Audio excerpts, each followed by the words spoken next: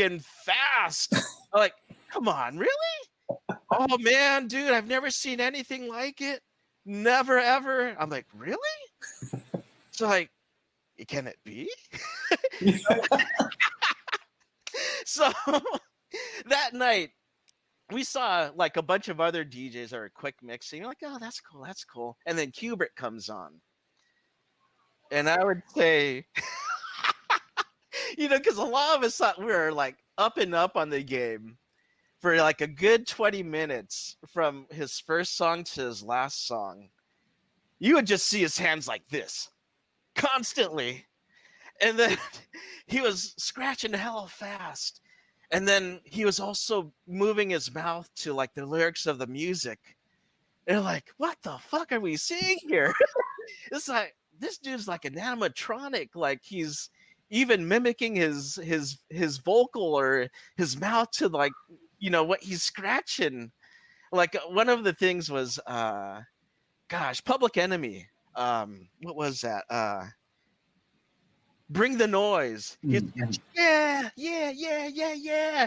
And he'd spin it back and, he'd like mouth, ha ha. And he was doing that throughout all the DJs in the room that's battling. And I was like, oh shit, this dude's hella bad. And his showmanship was just incredible.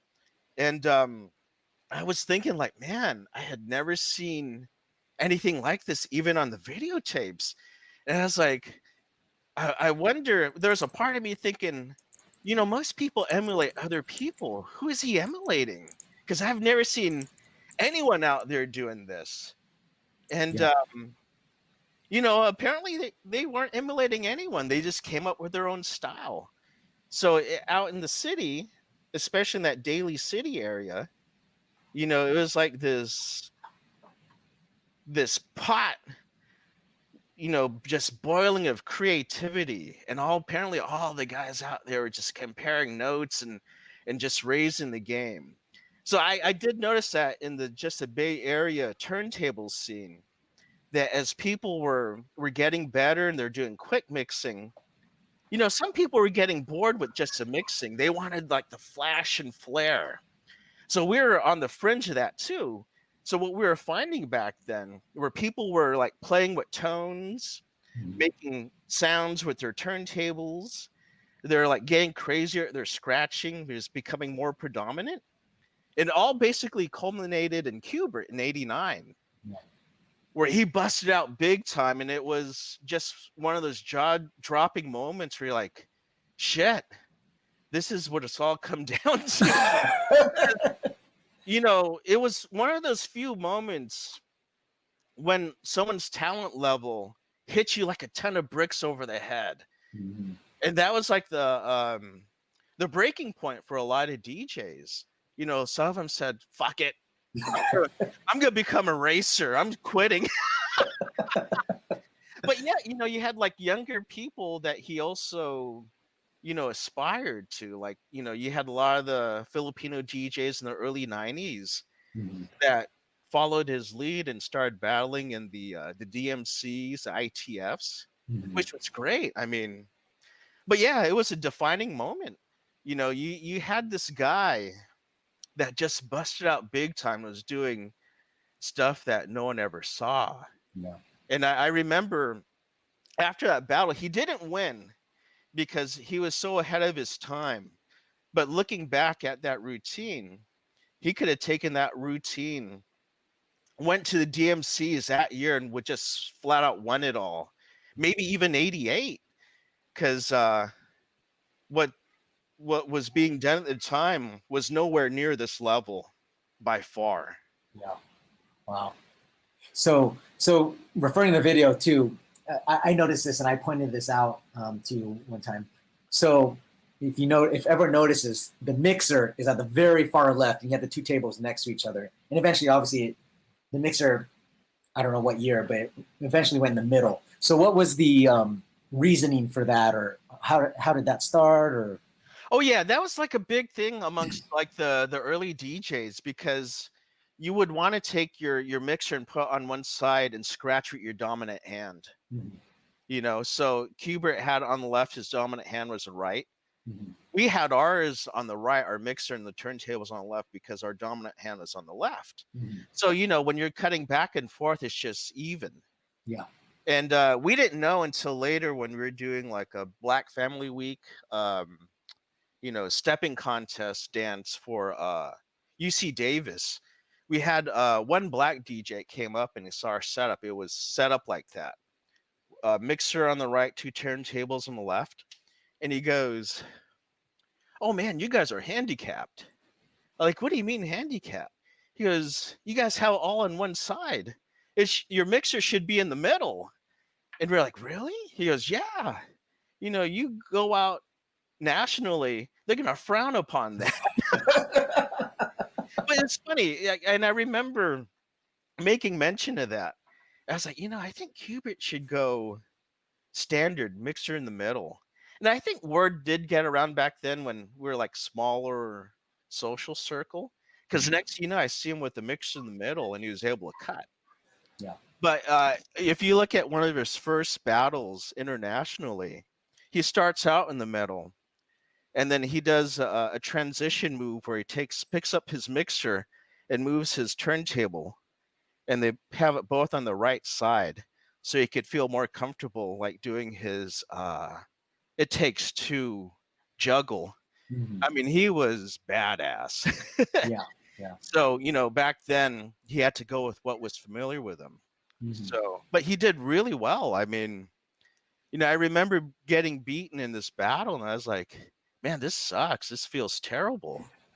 But I remember thinking, like, when he won all the battles, I'm like, "Man, I don't feel so bad. Yeah. He's a world-class DJ, world-class talent." Yeah. I was like, now I could brag about being beaten. Yeah. Exactly. Right. He was right here, and you're just right there. Yeah. But I do remember, this is a goofy thing. We weren't really interviewed for the Legions of Boom book, but we were definitely in the forefront of what was happening, Mhm. especially during this time. When they announced the winner, my friend and I were partaking in this battle. We're right beside Jazzy Jim, who won the battle. He's a great DJ with mixing skills, and right next to Qbert. And I remember when they announced that Qbert didn't win, Qbert's face was like, and I and the guy that won, who was just a straight mixer, he turns to him and goes, "Man, dude, you really won. You're the true winner in this all." And that kind of stuck in our head. Because later, when it came for Qbert to go internationally or nationally, he represented well. Yeah. And all the accolades for him, because for what he did for the record industry and turntable industry, he Mhm. kind of brought it back where the vinyl and turntables were still significant, because back in that day, I think when we were hitting 90, 91, they actually tried to kill the vinyl industry. I remember going to these record stores, and they're pushing CDs, and then all the vinyl, they'd move it elsewhere in the store and say the vinyl resting place. So for these guys to bring back this interest on an international level, across all different demographics of people and financial backgrounds, they deserve all the money that came to them. You know, they represented well, and they brought interest to the whole turntable vinyl scene. Wow, very cool. Yeah. Let's backtrack real quick, because you kind of mentioned, oh, I was at a battle. When did you start partaking in some battles? I believe you said you did some of them, right? Yeah. For the longest we avoided, and it was only toward the end. I felt like it was getting toward the end of the career, because back then, we didn't really see DJing as a viable method to make a living. Although it turned out that we were wrong about that. Mhm. But I feel like we were on the tail end, and I was like, you know what? Maybe I should just jump in and see what happens. I partook in a couple. I mean, they're fun and all, But I think it was after either 90 or 91. I did one last battle in Newark with a couple of the DJs, Jazzy Jim, Rick Lee. Who else was there? Dave Meyer. I mean, it was fun. Um, but after that, I kind of stopped and just focused in on college and getting into like the regular career, standard career that a lot of us did. Mm-hmm.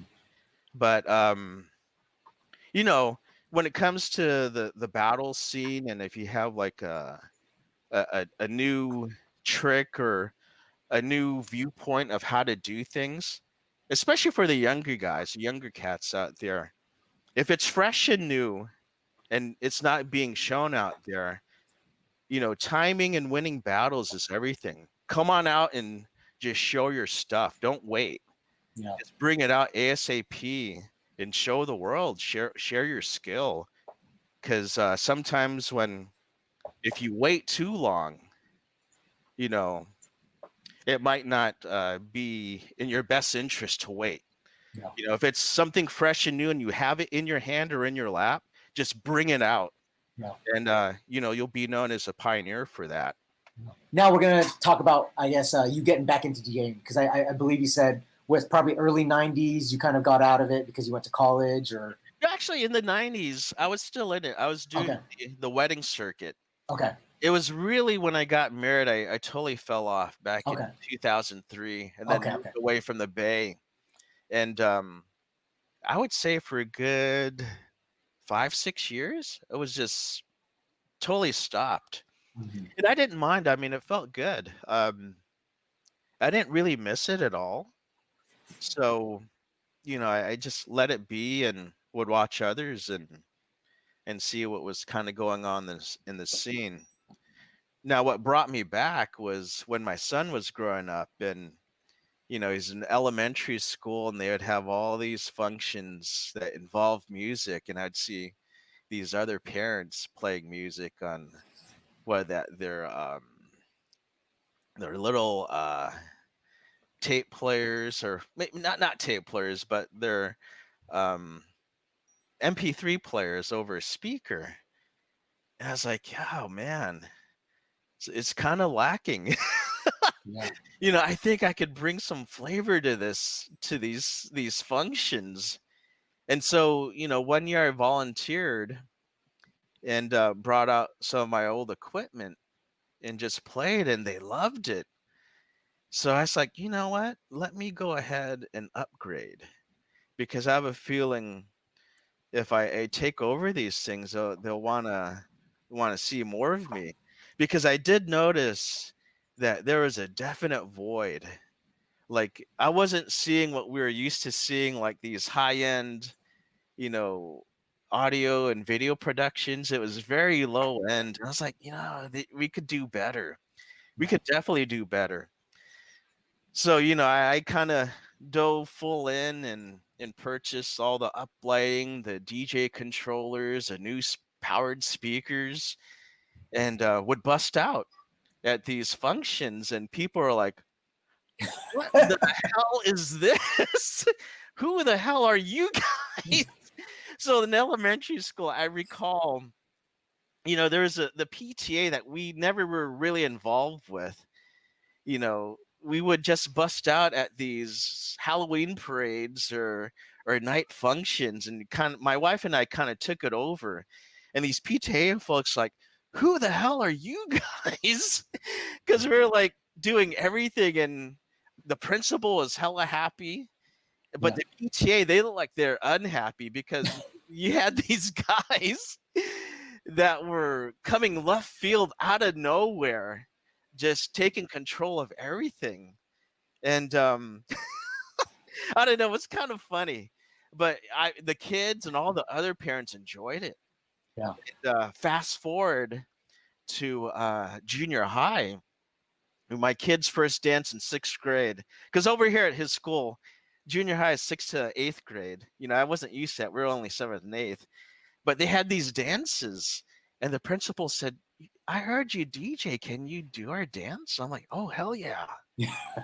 So I came out there with all my uplighting surrounding like their multi-purpose room with like 20 uplights, and I came with gobo projectors projecting like patterns on the walls, and it came out with what was my speaker system, high end. You know, so that first night I was playing and mixing. I was basically bringing a Vegas vibe to junior high kids. And I remember the look on their face because prior to that, you know, they had like other students that would run an iPod and they'd fight like, okay, we're going to play it over the speaker. What song are we going to play next? And I remember people saying, man, that was just horrible. So when we came in there with this Vegas vibe, all the kids were like, their jaws are just dropped. But they had fun. They got acclimated to what was going on around them and started dancing and having fun. But I remember after the dance, a principal comes up to me and she goes, man, in all my years of being principal here, I have never seen anything like this. You guys are awesome. So word started getting around and we started doing like all these other junior high and elementary schools around Yeah. here, bringing the Vegas vibe to these young kids. Yeah. It was, oh man, it was funny, but it was fun at the same time. So, you know, there was this, I actually have another friend, DJ ACIEL. He's in Walnut Creek, not too far from me. And we just noticed that void of good, talented DJs, and we're just filling it in our local areas. Mm-hmm. Wow. So Super cool. So when you said you guys, who else was part of your, I guess, your crew or your group? oh, I got DJ Pat Garcia and oh my gosh, Audi Gaspar. Okay. They're like an old school DJ group, Sound Creations from Vallejo, that we had mentored back in the day.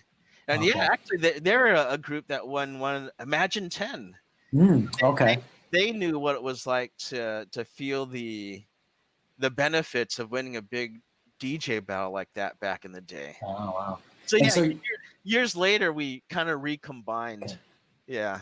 Awesome. And so I guess today that kind of led to you doing events now, right? On the side, at least, yeah. Yeah. I mean, I think it's like anything. I recall an interview. It's for the love, really. Yeah. I've seen similar with the Jabberwockies where they asked him, would you be doing this if it weren't for the fame? He said, no, whether we're getting paid or not, or whether we're famous or not, we'd still do it. It's just a passion. Yeah. So, you know, I feel the same way. It's just a passion. You know, it's an activity that soothes my soul. If I'm having, you know, stress or issues with anything, going to this activity kind of calms you down. You know, mixing music or doing things that other people can appreciate. Mm-hmm.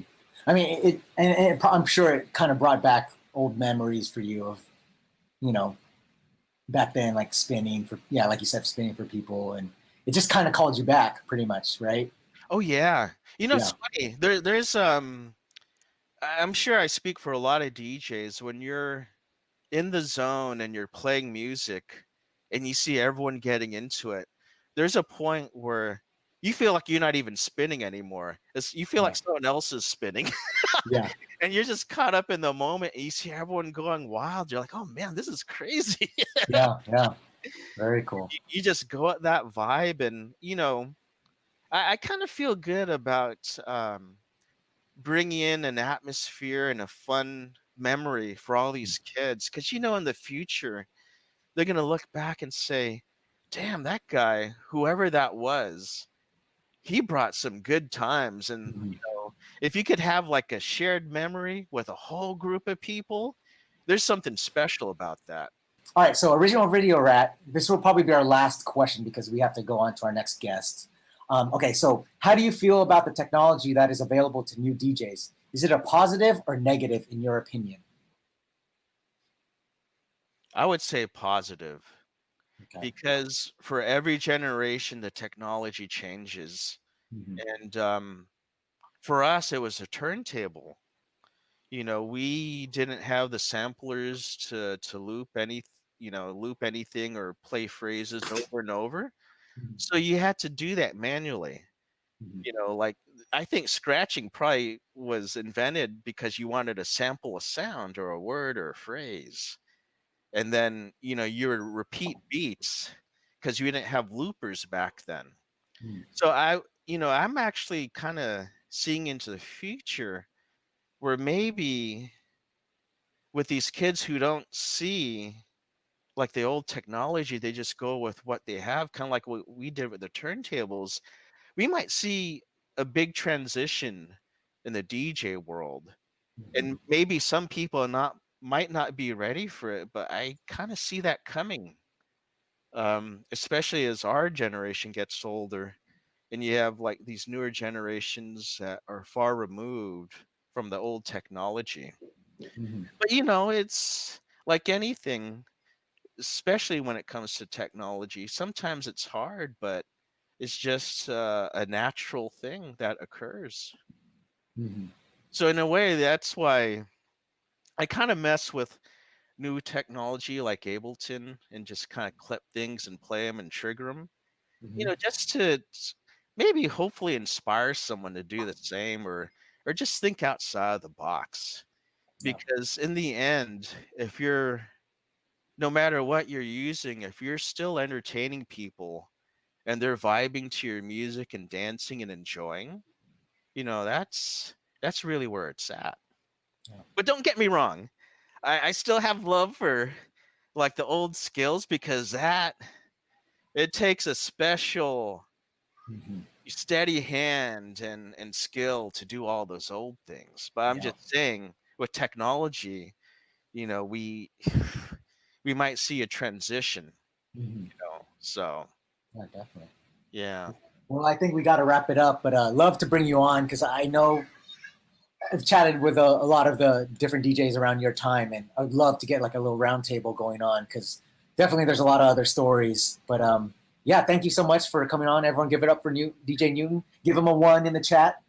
Thank you, thank you. All right, so let's bring on Mr. ACL, shall we?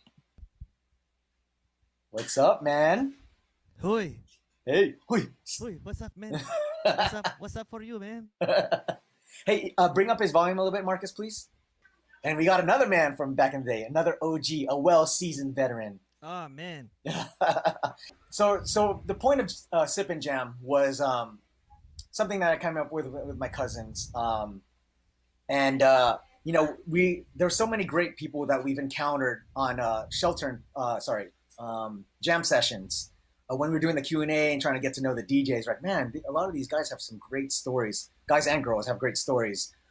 Let's try to do like a little, 30-minute to 1 hour interview talking about people and their stories. And yeah, and definitely I had a little chat with Alfred, and he's like, I don't know if I can fill in that much, but I'll try. And so I had a little pre-interview with him. I was like, dude, you got a lot of story to tell, Man, I man. don't Like, want to bore people, you know what I'm saying? People will be like, man, what's this all about? And all of a sudden they go, I'm gonna go out right now.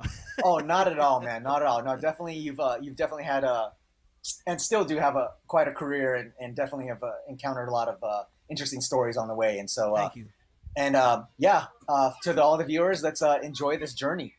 So how I usually like to start things is I always feel like there's always a root to everyone, right?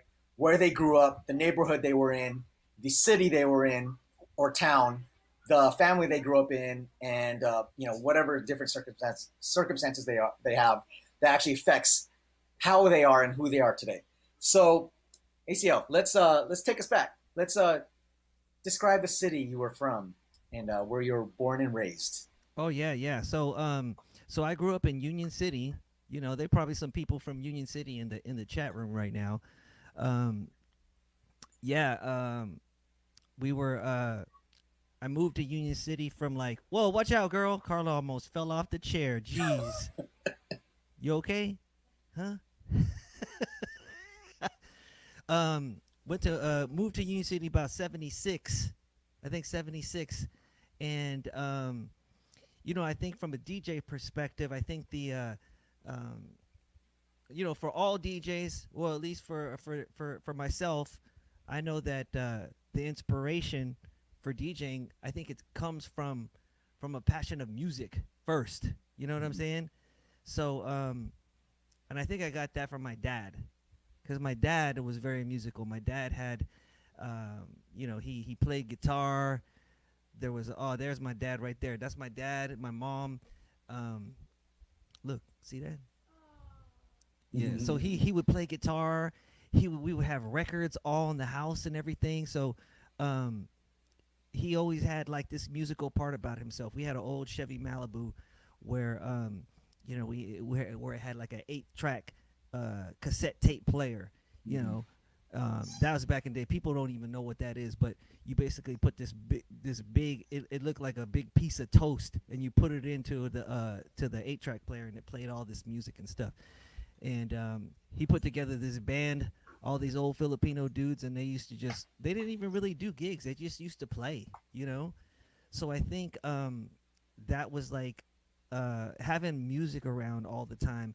He's always playing records, we got stacks of records at home, and I think that's kind of where it started, the passion for music. You know what I'm saying? Awesome. And I think you were saying too, you used to like play the records and mess around with. Oh yeah. So, here's another thing. So, my mom and dad, they sponsored my mom's younger siblings to come over from the Philippines. So when they got over here, they were like in party mode. You know what I mean? They was ready to get Americanized. You know what I mean? So when they were out, they would always go to the discos, and I remember they would always get geared up because all of them were living in our house at that time. They would always get geared up, and then they would go to the discos, and then, through that they would they would buy their own sets of records, so we had records of like funk, disco, soul stuff, from my aunts and uncles who were out partying during the early 70s too, so on top of my dad's stuff, and then my aunts and uncles' stuff, there was stuff going all the time at my house. So I think that's what kind of got my brain kind of set up for, music, So, and I think, like I said, I think that's where being a DJ kind of roots in. I think DJing itself is just a means for DJs to kind of express what their passion is about and share it with others. You know what I mean? Definitely. Awesome. Yeah, definitely. I think that really feeds into it. Definitely. So from there, so how did I've heard that you were a breakdancer and a DJ. So how did you get into both? Oh yeah, so like I would say like maybe like in around the 1980, is when I first heard like Rapper's Delight. Our family was at a family party in Vallejo, and there was like the teenagers were having like a party in the garage, and then I heard Rapper's Delight, because at that time it was just like before hip hop, it was just like disco, it was like soul and all that stuff. So I heard Rapper's Delight, and it sounded familiar with like the disco chords and the bass line and stuff, but they were rapping on that, Yeah. So it was kind of like that was when hip hop was starting for us, because prior to that there was no hip hop. Yeah. And as all the hip hop culture started to come west from the East Coast, me and my friends, we would try to soak up everything, because it's not like we had social media back then. So any little bit that we could get out of hip hop, we would like gravitate towards it, So it was the music, it was the culture, and what that was the break dancing. This is like the early 80s, the break dancing that was happening. the fashion that was going on back then. You know, you have your Adidas sweats. You know, you have you got your fat laces. You know, you learn how to checkerboard your freaking Chuck Taylors. You know what I'm Yep. saying? Yeah. And so we was eating that up. So back in the early '80s, it was like we were all putting together breakdance crews. All the Filipino dudes out here were putting together breakdance crews. Yeah. So on my street, Rochelle Drive, um, was basically the headquarters for my breakdance group, which was called Rock City Breakers.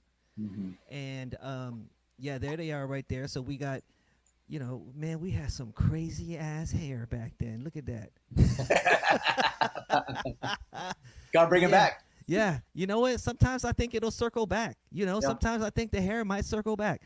But we had Rock City Breakers, and across the street was the headquarters for Rock Force Crew, first generation.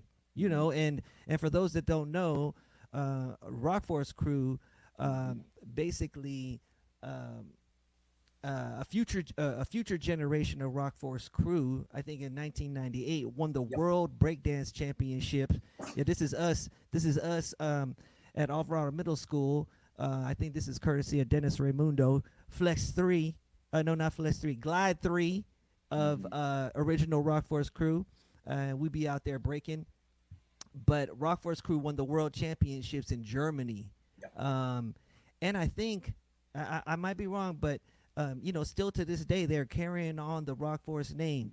So with Rock City, Rock Force Crew recruited, you know, a few of our dudes to be in the original first generation Rock Force crew. Yeah. So to see where that group has went is amazing, you know, and you know, it was all on my street. You know, we would just all be out there just, you know, breaking. We always be trying to push the limits. And from a DJ perspective, I was learning about all the break beats, you know, all the funk and the Latin loops, you know, that you would break to, you know, like you would hear them loops. And you want to move your body, you know what I mean? You want to move. You hear them loops, you're like, oh man, I gotta move, you know. So I think that was a big part of my brain being wired for some of that stuff, you know.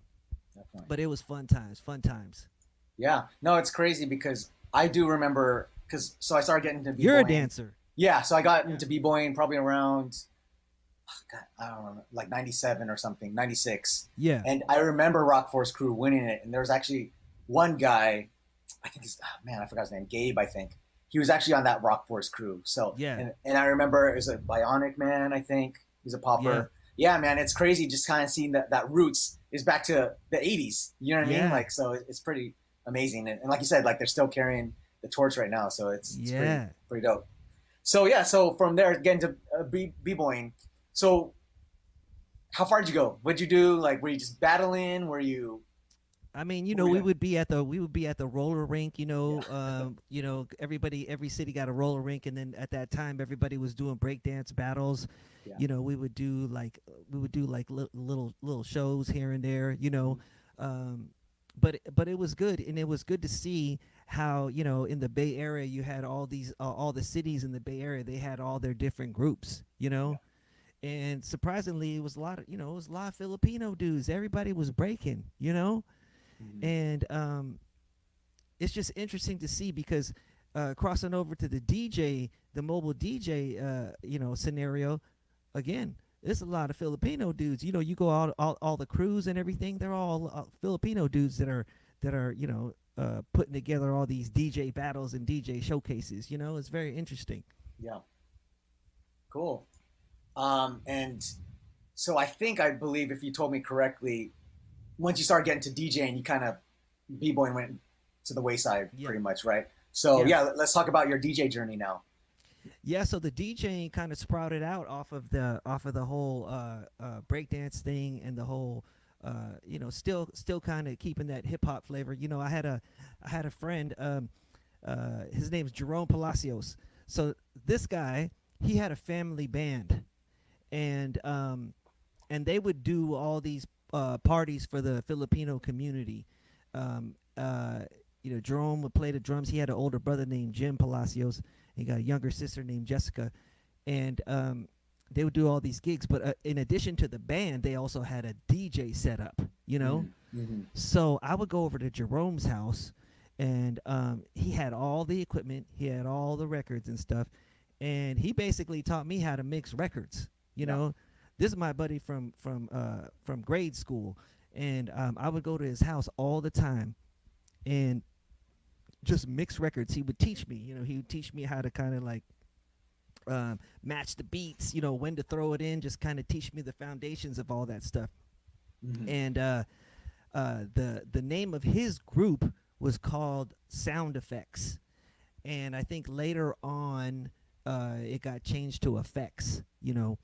But after that, a few of my other friends, we started a group called Divine Beat, and the picture there you see us with, in every DJ group was they strive to have those Serwin Vega Quake speakers. You know what I mean? I remember those. Yep. You remember them Serwin Vegas? Mm-hmm. They were hella heavy, and the more you had, the more street cred you had. You know what I mean? If you had like 4 or 6 of them, you were the shit. You know what I'm saying? How many did you guys have? Man, we only had 2. We only had 2 because you know what? Every time we got a gig and we got paid, we spent all that money at Carol's or Denny's after. You know what I'm saying? Yeah. It's like, damn, where'd all that money go, man? All that chicken fried steak you ate that night. Oh man, too good. Yeah. So we came up with Divine Beat Productions, and in the picture you'll see Boyet, and you'll see Darren Mina. Darren Mina, he passed away a few years ago. Rest in peace, Darren. He's in the middle there with that hat. And then we got Jay La Rosa. We got me there with the crazy ass hair. And the missing from the picture is Rick Liggett. We call him Rick the Liggett, because his last name was the same name twice. It was Liggett. Yeah. So we call him Rick the Liggett, but he's not in the picture right there. But we was just one of the DJ groups in Union City. You know, there were several. We had Soundsational Beats. That was one of my buddies, Bob and Rich. And this is us setting up the truss at some gig. And that's another thing, dude. Back in the day, you had to have truss. Yeah. And I'm not talking about trust. I'm talking about truss. The big things that you hang your lights off of, just so that you can have a setup, with fog and all the lights coming off of it, Yep. So, and the bigger the setup, the better. You know, it's crazy. So some of these were you sent me these pictures. Some of these were some of your guys' setups. Yeah. Some of these pictures. So some of these pictures I got from John and Dee Francisco. John ran the Expressions Productions, which was a very successful outfit that really focused on highlighting all the DJ talent in the Bay Area. He helped kind of accelerate some of the people's careers. There's a flyer right there with that's Jerome right there, Jerome Palacios from Sound Effects, and John would put together amazing shows for the people to see. Yeah. Awesome. And so did you so it says these were battle showcases. So you guys battled a little bit? Yeah, we did some battles. It was either at that point it was either battling or showcasing. So if you were battling, you had to have your game on. If you were showcasing, you still had to have your game on, but you didn't have that pressure of trying to win something. Yeah. This picture here, you have Jim Palacios and Jerome Palacios, and that on the right there is John from Expressing John Francisco. That's my dude right there. This is all back in the day. These are amazing pictures that bring back good memories. Yeah. This is Jerome right here, posing for the shot, and then right there I think you got Jeff Ayupan. He had his own group called Sound So Sweet, out of Union City as well. So everybody kind of knew each other. Yeah. Everybody kind of helped each other out, but still, I think everybody kind of kept that competitive edge with each other too. Secretly. For sure. Yeah. So can you talk about that? I know definitely there were a lot of showcases, battles that kind of came out of that. Obviously there was that book, Legion of Boom. Yeah. So there was like AA Productions, Expressions, Imagine, Destiny. Yes. So if you want to touch on those. Yeah, Imagine was a production that was run by Mark Bradford, and Mark Bradford, he was like the white dude. You know what I mean? It was all these Filipino groups, but there was this white dude, Mark Bradford, who put together these amazing showcases and battles, and he marketed them very well to the public, and that was like the Super Bowl of your DJ performances. If you were a headliner at Imagine, that kind of put your name up there. Yeah. You got even if you had your DJ name in the fine print, you were happy about that. Yeah.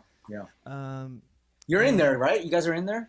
We're in there somewhere. Which one is this? This one is. Oh no, this is Sound Syndicate. Sound Syndicate. So Sound Syndicate was a combination of a few groups. So it was us, Divine Beat. It was Nightlime, and Nightlime was out of Fremont. And Nightlime, I mean, Divine Beat, we had maybe like 5 dudes. Nightlime had like, swear to God, like 7,500 dudes. No, but I mean, they had a lot of dudes, plus their girlfriends, and we were tight with them. So, Plus ones. Yeah, exactly. So it was, the Sound Syndicate was Divine Beat, Nightlime, and then a group out of Vallejo called Sound Creations. And Sound Creations was Pat Garcia and 2 brothers, Audi and Arnel Gaspar.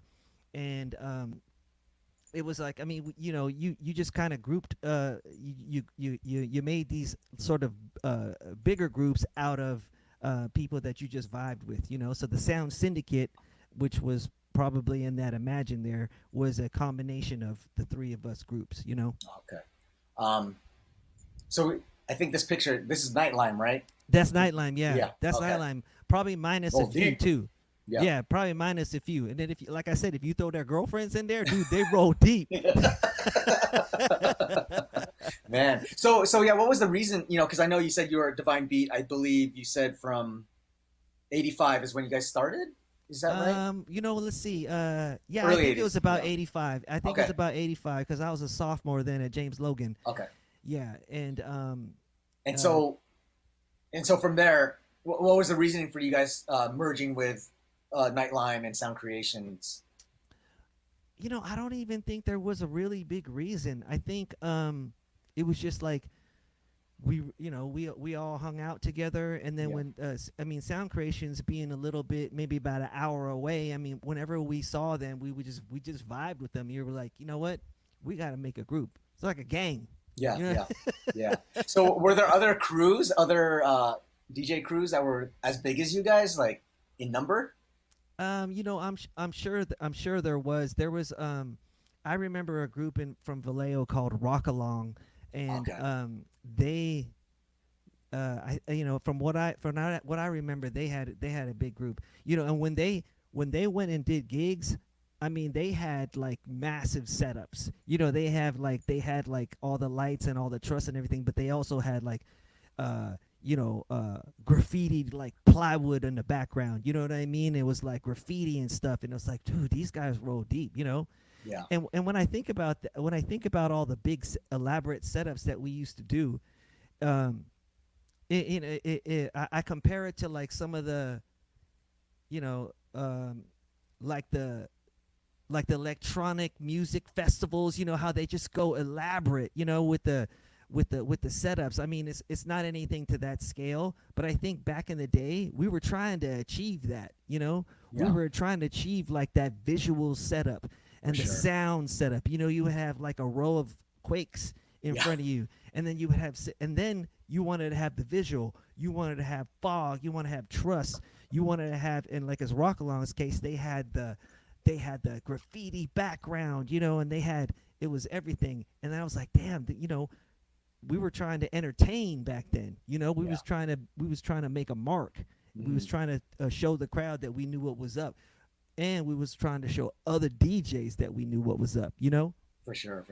So it just made me think, man. So obviously those Quakes, the Vegas, they chewed up a lot of power. How you guys didn't like have any blackouts or anything in the middle of your guys' sets or anything? you know, there were, you know, Yeah. especially like, you know, you have everything going into one outlet. You Yeah. know?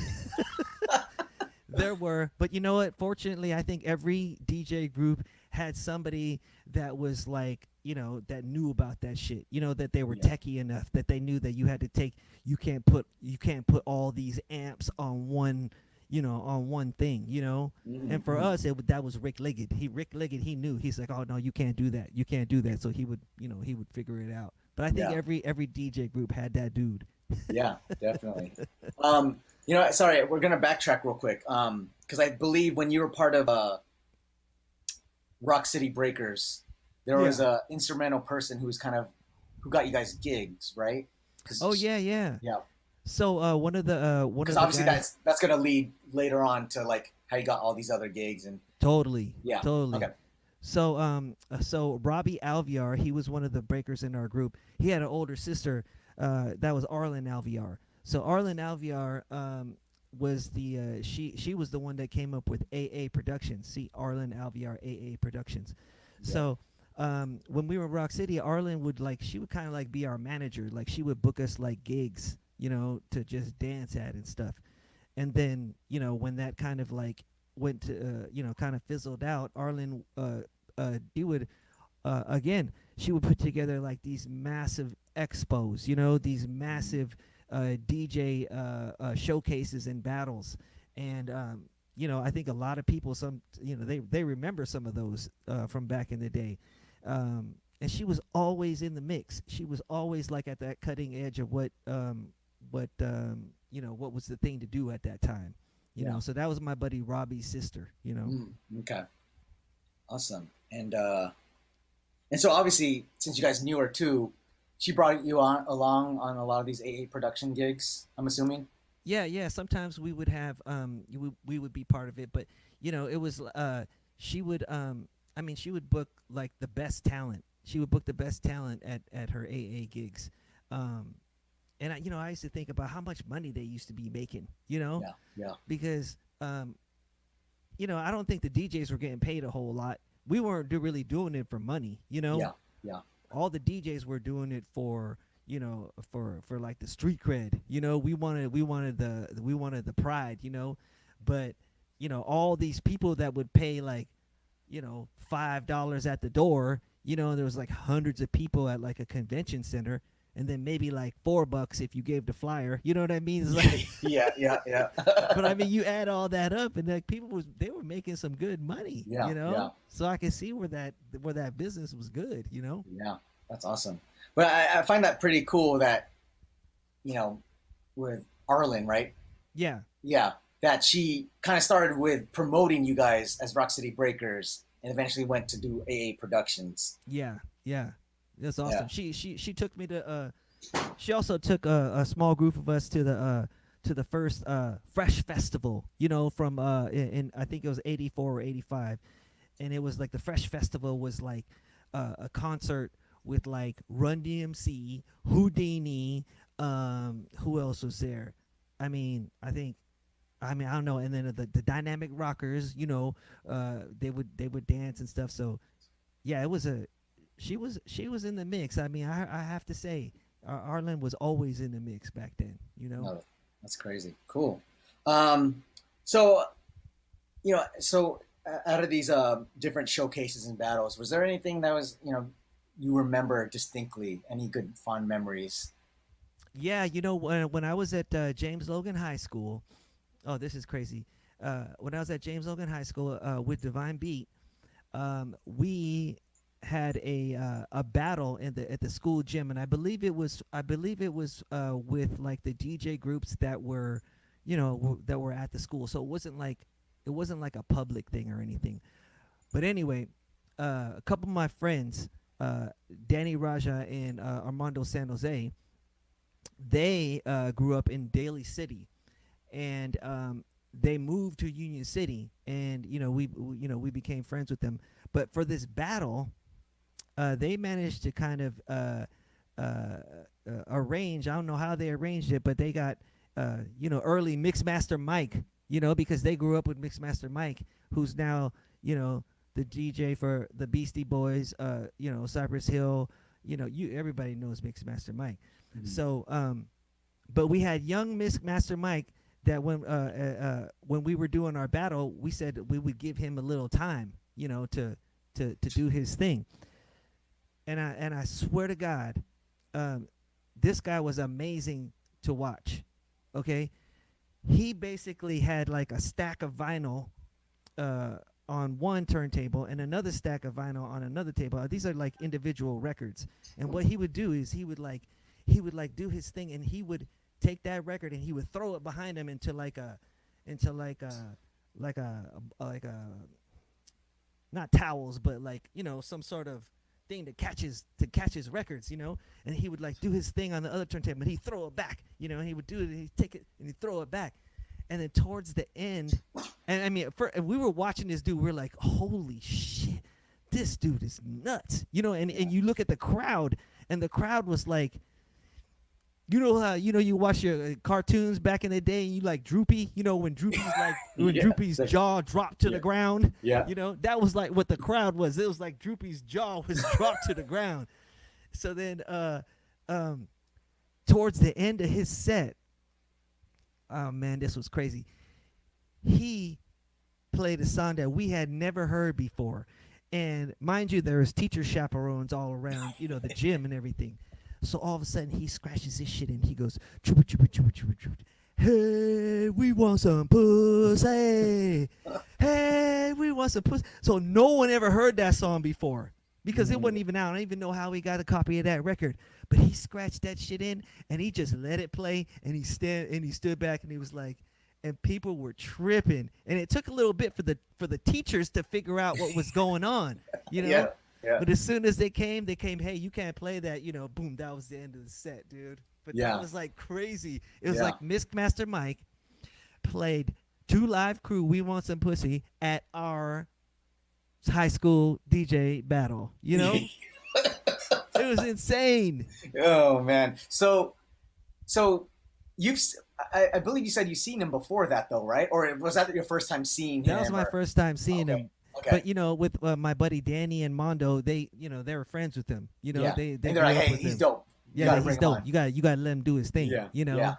And then now you see him, through Invisible Scratch Pickles and all the awards and all the accolades that he gets now. It's just amazing to just know that we had a little part of that, a little smidge, Definitely. That's why my claim to fame. Definitely. And it's crazy because I think he was with Beastie Boys, and then we just looked it up. Actually, he's now with Cypress Hill. And I think he's been with Cypress Hill since I believe 2018.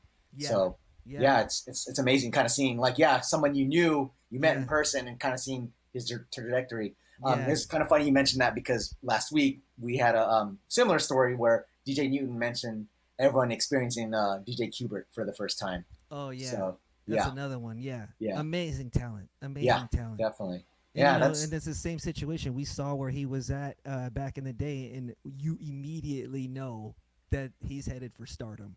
Yeah. So crazy, man. So crazy. That's awesome. So from there, so I believe, so you were a Sound Syndicate, and after that, I believe you went off to college? Yeah. Went off to college. Okay. Went off to college, San Diego State, and that took the DJing to a different kind of vibe, Yeah. Because with in the Bay Area we had the it was the mobile DJ circuit, and in San Diego, I got into a fraternity, Sigma Chi fraternity at San Diego State, and it was like frat parties. Like what the hell's you know what I mean? What the hell is that? Yeah. It was crazy. And um, I started DJing those parties, and those were insane. The guys at the frat house, they built this sort of tower. You remember that tower, Carla? They built this tower for me, and it was like, I could me and Bob. So Bob Frere, he's in the chat. Bob Frere from Soundsational Beats, him and Rich. So Bob met me out there in San Diego, and we brought the equipment over and everything. So we had this tower at the fraternity house that you had to climb up, and you had to bring your turntables up there. But when you got up there, you had a whole view of the dance floor and everything. And when the frat parties were going off, they were going off, and they were different from the parties that we were used to back in the Bay Area, because it was like all Filipinos out there in the Bay Area, Yeah.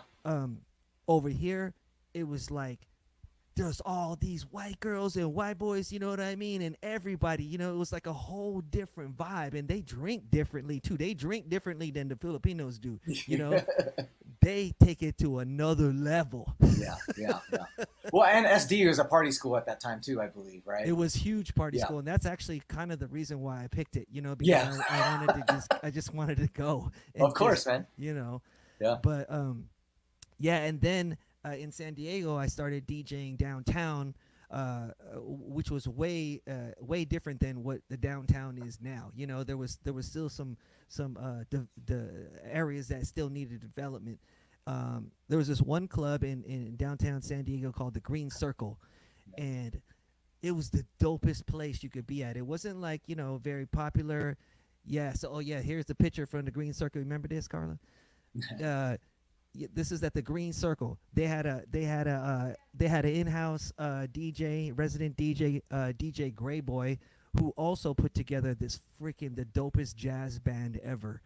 And they used to play there, and it was just hip hop. It was jazz. It was good stuff.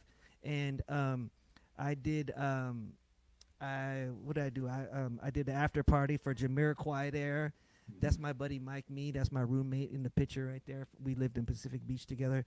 And then I also did gigs at at Ole Madrid, which is kind of like a more like house music kind of scene, Yeah. But the Green Circle, which was they closed it down after a while because they had some problems with the women's shelter in the back.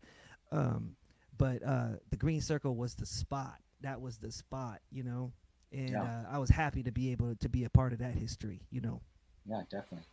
Oh man. Okay, so I completely forgot. Wow. Okay, so we're gonna jump back really, really quick because there's this great, interesting story that you discussed with me. Yeah. You want to talk about your rap group? The rap group. Oh, the rap group. Yeah.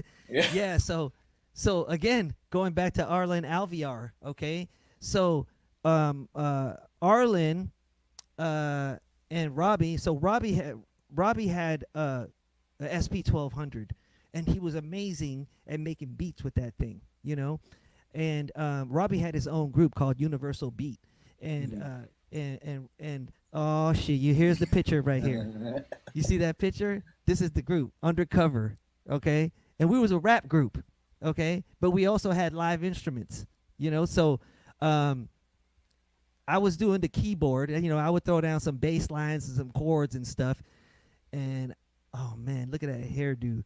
That hairdo is crazy. That is insane. And Too then good. oh shit, Carla never seen this before. She's laughing right now. Oh yeah. Yeah, I think I had a mustache too, damn it. So so Robbie would make the beats on the SP1200. And then we had a few rappers. We had Mark Mandaros, and he was, what was his name again? Thumper, MC Thumper. And then we had Felix. I forgot Felix's last name. He was MC Fee. And we had Rich Dillon. Rich Dillon, he's the man. MC Half-Breed, because that motherfucker was half. He was half Filipino, half white. And then we had Willie Wilkins. And Willie Wilkins passed away many years ago. He was I believe he was a BART police cop that somehow, I think he got shot on duty or something. Oh, jeez. It was a crazy story, Yeah. But we got my boy Pearson. So him and Robbie would handle like the music part of it, and the black dude Tim, he would do the guitar. he was badass guitar, so he would do all these like jazz funk riffs, So we had the the live music element, and then we also had the SP1200, and then we had the rappers, and for a small time there, it was hot. We would do shows all over the place. We don't laugh too hard, girl. Come on now. And I believe you said you guys recorded quite a few records, right? Yeah, we had some records, and I couldn't, I think I have the records at my mom's house, Oh, okay. but we did a few records. There was a studio in Santa Cruz that we would record at. I forgot that dude's name, but we would just all pack in the car and we would go to the studio and we would record. We would stay there late night and we would record, and I think for a while there, Undercover, I mean, it was Union City's rap group. I think people were proud of it, Yeah, I think definitely. people were proud of it. Man, so if anyone in the chat has this record, definitely someone's got to digitize it and send it our way. Digitize that. Send it to JR. Yeah. Yeah, and then we got to have a listening party. Ah, damn. Right? We gonna need a little bit more than sipping chat. We might need chugging chat. Ooh. Oh wait, we got two people who have it. We got Oh, our hell friend, no. Turkey. Oh there you hell go. no! It's about to Yes. go down. Oh yes. So we won't have a chugging chat. A Oh, we chugging jam. Okay. Terry Key says we can find it on YouTube. Oh damn. I was trying to look you guys up, but obviously Undercover is such a very broad Yeah. name that Yeah. I couldn't find you guys. But You be finding like CSI videos and shit. yeah, exactly. Yeah, New York Undercover, right? But yeah, that's amazing. So I actually didn't get to ask you this the first time I had the pre-interview with you. So you played keyboards. So you played instruments growing up. Yeah, Is I that played the right? piano. I played the piano for many years. Because if you're a child of a Filipino family, you either play the piano or a violin or something. Yeah. So I played the piano. I had like classical piano training. So Okay. it was for many years. How So, long? Oh, I think I was like 5 till. I think when I was like maybe like 16, I said Oh, wow. I cannot do this anymore, because I used to take the bus to my piano teacher's house, Yeah. and I said I can't do this shit no more. No, that's a long time though. I think that definitely feed it into your DJing and all that stuff too. I think so. Yeah. I think it kind of tuned my ear a little bit. Mhm. Definitely. Yeah. I feel like at least some of the DJs I've interacted with, a lot of them had musical backgrounds, and definitely that helps a lot. Yeah. Oh man, that's amazing. So, and then when did you come up with the name DJ ACL? That was kind And of how? a newer thing. Okay. My breakdance name was Ace. Okay. And when I got back into DJing after the whole college thing, I met my wife Carla right here, who was my girlfriend at the time, and we started.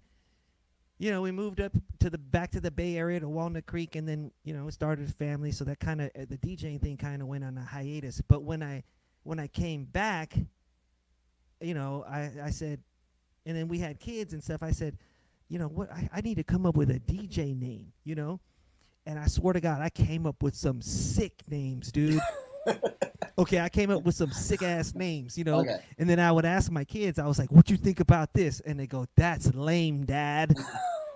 And I was like, "Are you serious, dude? That's dope." And they go, "No, that's lame, Dad." And then finally, I just went back to the basics. I said, "What about my initials? ACL, which is just ACL." And they go, like that nerve in your knee, Dad." And I was like, "Well, what if I spelled it out, phonetically?" And they go, "Oh, that's kind of cool." You know what I'm saying? So ACL is just my initials, but it's like spelled out phonetically. Gotcha. And it still kind of has the old Ace, thing from back in the day, the breakdance nickname. So I like that. The Ace. It says ACL, Yeah. But them damn kids, dude. I swear to God. hard to impress, right? Yeah, Oh, man. gotta love them. But yeah, so let's backtrack a little bit, because Yeah. so this whole time, you were at least DJing for a good amount until obviously your SD days. Yeah. And I remember you mentioning, I think your mom wasn't very didn't approve of it so much, and but there was a moment when she, I guess changed her opinion. Yeah, yeah.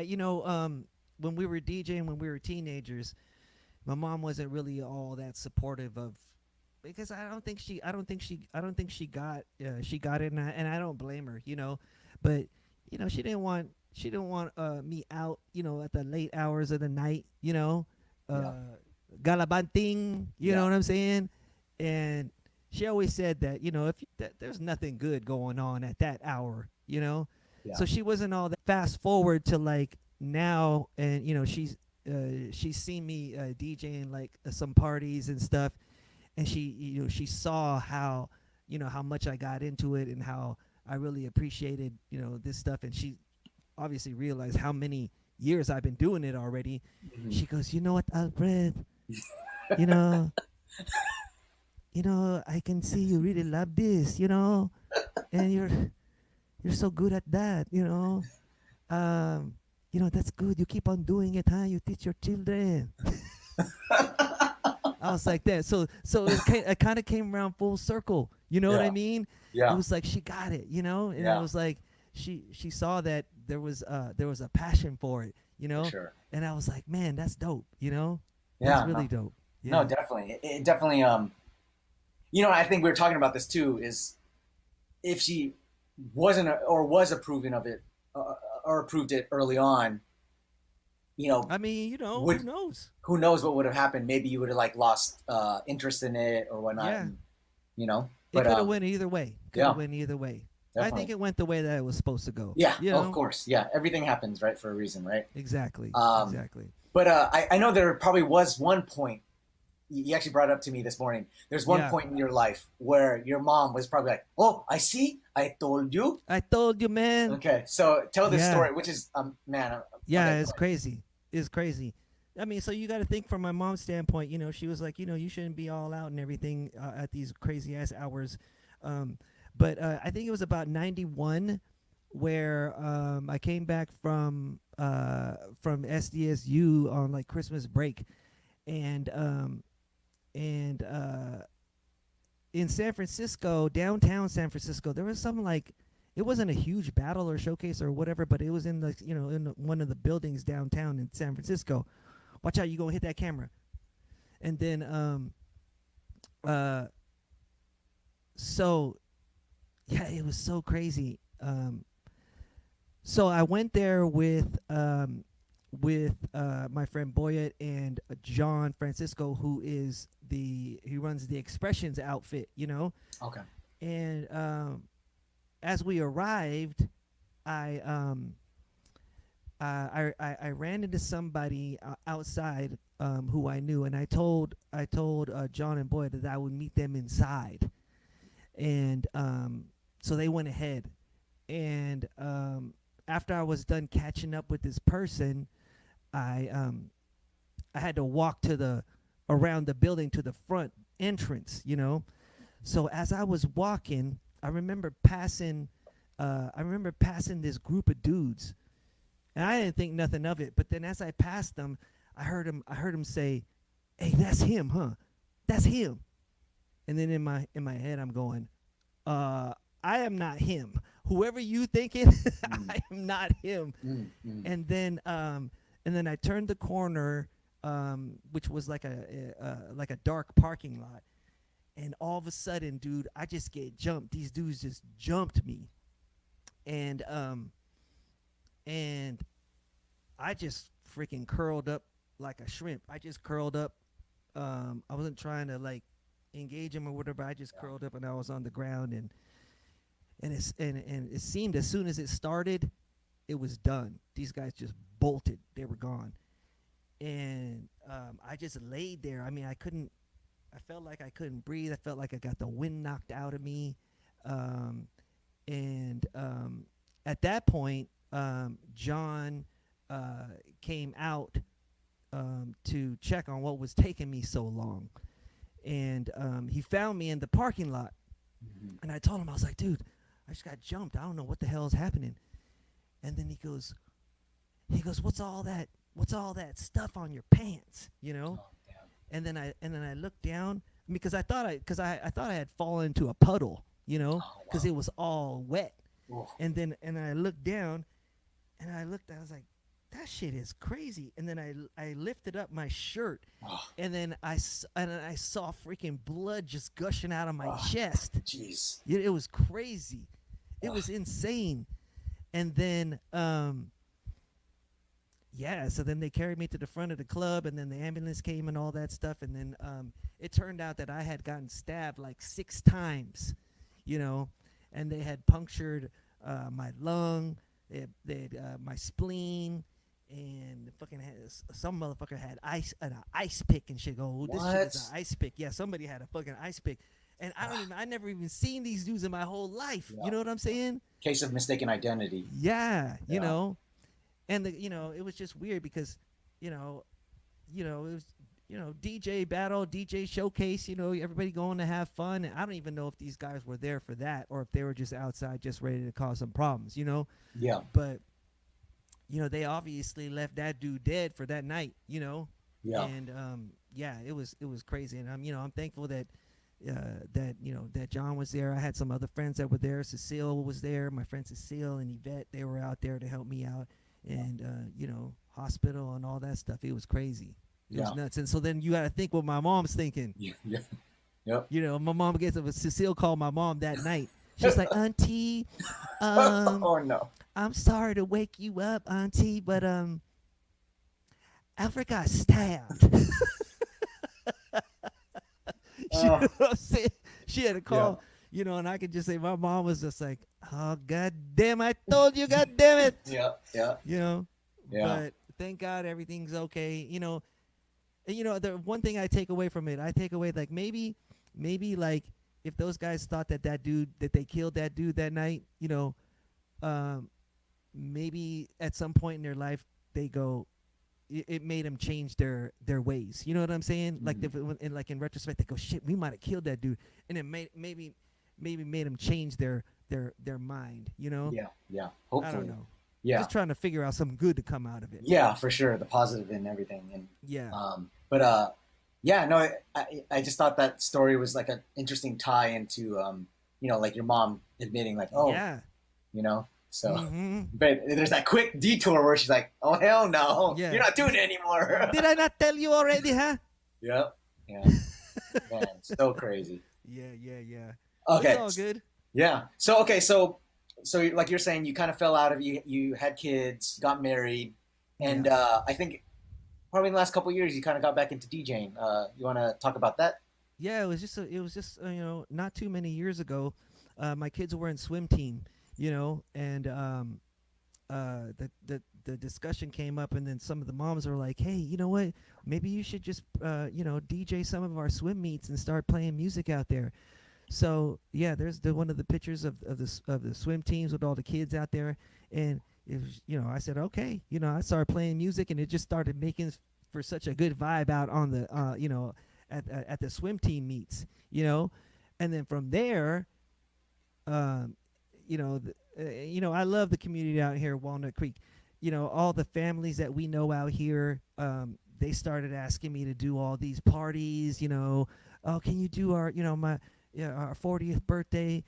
Can you DJ for the school? And I started doing school dances, and then I started doing a couple weddings and stuff. But there was so much good vibes that I got from DJing out here, and with all the families that I know out here. And Carla and I are fortunate that we have kids in high school, middle school, and elementary school. So we know the high school family group, we know the middle school family group, we know the elementary school family group, and it's just been good, So that's when I started DJing again. And then on top of that, my friend Pat Garcia, Sound Creations, him and Newton started doing gigs again, and they inspired me to start doing this again. So I was like, oh, okay, we gotta, this is kind of cool. That's my sister Terry right there. This picture right here is when Newton and Pat and I DJ'd my alma mater, James Logan, and this was another full circle moment for me because my niece Hannah right there in the middle, she was a senior, and it was amazing to just DJ that event. And I swear to God, there was like 1,000 people there because they combined their junior and senior prom, and Logan is already a big school. But it was a full circle moment for me because here's my niece, she's a senior, and that picture right there, I just love that picture because she just looks so happy, and that's my alma mater, It was a good time. It was a good time. Great full circle. Yes. And so from that point, I believe you said you started doing some corporate gigs and. Yeah. So at that point I was doing like there's a club out here called Retro Junkie, and I know a bunch of dads who made a band called Droppin' Anchor, and there's a picture of the band right there, and they do yacht rock, and I mean they do like Duran and all the cool yacht rock songs, Robbie Dupree, and so what I do is I DJ, to get the crowd kind of pumped up before they go on, Okay. So there's a club out here called Retro Junkie, Okay. which is amazing place. I do those gigs, and then I do like gigs at this tap room called Rotator Tap Room out here in Walnut Creek. I do gigs out here in Lafayette at a couple of restaurants called Batch and Brine and Antica. This is at Retro Junkie right here. Okay. And then I do some stuff at downtown Walnut Creek. One of the corporate functions that I did recently was for my friends. Her name's Jenny Yama. Did her hedge fund. She worked for a hedge fund, and every year they have a holiday party where they have a fucking secret artist, And the year that I came in was when Lupe Fiasco was headlining that event, and nice. Yeah, it was very, very cool, So there was one instance where one great story you mentioned. You missed out on an act because of a conflicting gig. You want to talk about that? Yeah. So Newton and, I think Newton and Pat. Yeah, Newton and Pat. So me and Pat, we would always like support each other. Like we need help or whatever. Yeah, help me at this gig. I got you. So then Pat says, I got this gig in the city on this night. I may need some help with it. I was like, I got you, dude. I got you. I'm gonna come down. I'm gonna take Bart down there. I'm gonna help you. And later on, my friend Jenny asked me if I wanted to do her corporate party, and I knew from previous years that they always have a good headliner, because we've been to parties with Digital Underground there and Too Nice. Short and everything. But you know what? I committed to Newton and Pat. They had a gig, and I didn't know at the time who it was gonna be, who the artist was gonna be. But then at that night, I got the text, the artist at that party at the same night I was helping Newton and Pat was Snoop. Oh man! I was like, oh damn, for real? I missed out on Snoop. And then we do. I forget what party we was doing with Pat. It was like a law firm or something. I mean, it was still fun, but it wasn't Snoop. So I'm sure you don't let that go with Pat. No. We gonna clear it up with Jenny first. Next year. Yeah. Oh man, too good. Awesome. Yeah. Awesome. So I know you did mention, and I think I might have missed it, but Pat and Newton, how did you link up with them? Yeah, so I've always been in touch with Pat from the Sound Syndicate days. Yeah, and he let me know that they were doing gigs again, and he let me know what people were paying for gigs now, because much different than what we were paying for back in the day. Plus, back in the day, we didn't even do it for the money, like I was saying. And now, for a wedding or a corporate gig, I mean, you could make some good coin, you Yeah. know. So I learned from Pat and them, and so that they kind of inspired me to start doing it out here, kind of on a community level, you know. So that's where I started it off, at the current level.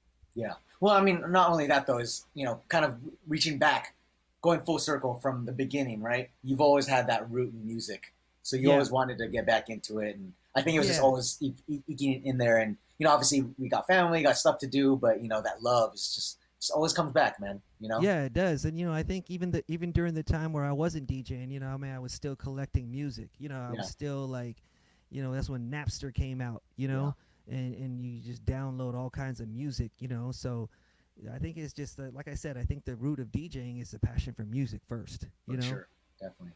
And yeah, and you're still spinning today. And I mean, unfortunately, with COVID, I mean, you don't have as many gigs, but I know you're Yeah. still spinning at a restaurant right now, right? Yeah, and then but they just leveled up to like another like COVID level or whatever, so that kind Oh, of got really? shelved. Yeah, Damn. yeah. Okay. That But sucks. yeah, it was a good vibe. We had I would DJ for their outdoor dining and drinks. And the one time at that thing, because sometimes they would break out and start dancing on the sidewalk. Yeah. And one time this lady came up to me and she was crying. She started crying and shit. She was like, oh. And I was like, what's up? She goes, do you see those two people dancing out there? And I was like, yeah, those two right there. She goes, those are my parents. And I've never seen them dance in their whole life. This is amazing. And I was like, all of a sudden I felt like I felt like crying and shit. You know what I'm saying? I was like, oh my God, you've never seen them dance? That's too good. But hey, what the DJs do, right? It's the love great, of music. man. You bring people together. You get Yeah. people's bones moving Yeah. and shaking. The vibrations. It was Like, great. yeah, that's awesome. Yeah. And yeah, that's great. And I think we'll be having you do that pretty soon. But yeah, so we're gonna wrap it up. Yes. But so there were a couple questions in the chat. Okay. There was one, and if anyone else has any other questions, Hey, please real ask quick, away. gather up those questions real quick because I'm gonna head to the bathroom real Oh yeah, fast. please real do. fast. Please do. Yeah. We have Air 2015 ask, what were some of the song title names of your group Undercover? Oh, so Undercover, man, we had like songs called there was one called Loungin', that was the chorus. It was like Undercover is lounging, MC Fee is lounging, Okay. We had This Beat is Pumping. We had another sort of track with no like rap. Robbie was doing his own thing called Up Tempo.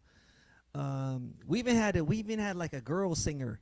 She was like a singer. She was like our Fergie, even though Fergie didn't exist back then. But she was like our Fergie.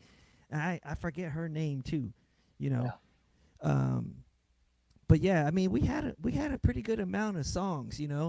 I haven't heard them in like decades. But it'd be interesting to kind of hear him now with the and kind of compare him to like music nowadays. Yeah. But yeah, it was. I mean, Robbie had something good. Robbie was very talented, and it was all his. It was Undercover was his brainchild.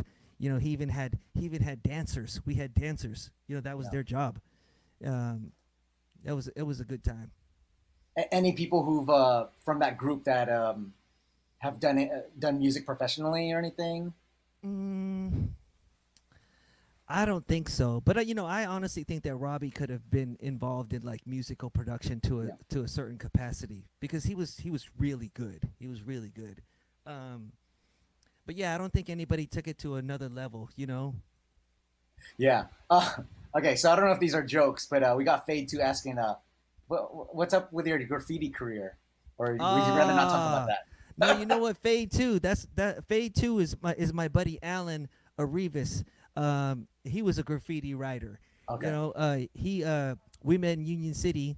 I think it was at James Logan, and Yeah, he was crew. That's his graffiti name, Fade 2.